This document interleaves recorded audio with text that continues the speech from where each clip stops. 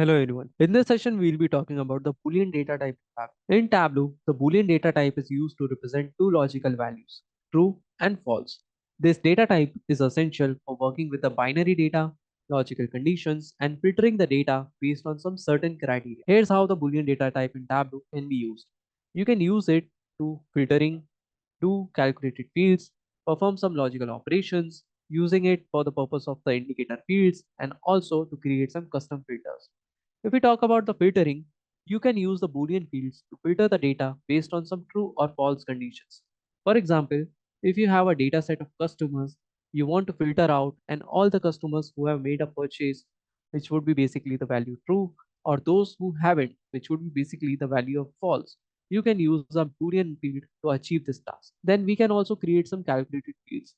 Boolean fields are often used in calculated fields to create some custom conditions.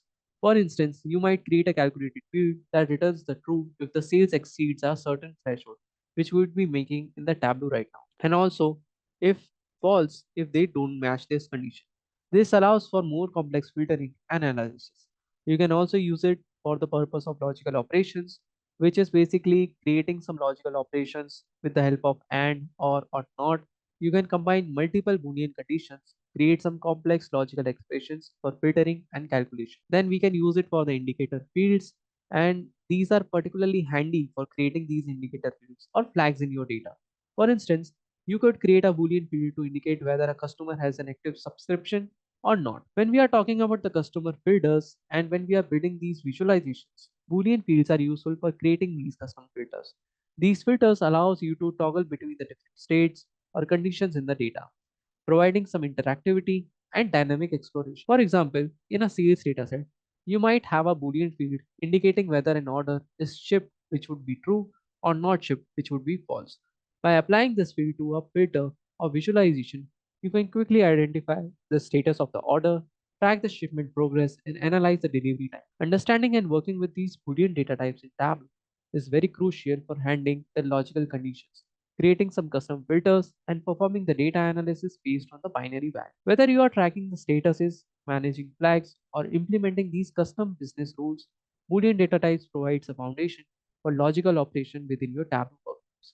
So let's go to the Tableau screen and see how we can create these Boolean data types in our data set. So right now, I don't have any Boolean data type in my data set. How do I know it? Because any dimension or measure does not have the value of T and F in its logo.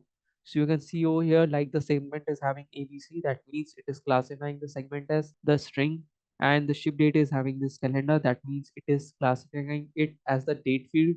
It is not giving me any field which is having T and F, that means true and false. For that, what I will do is I will create one, and to create one I can use this calculated fields option.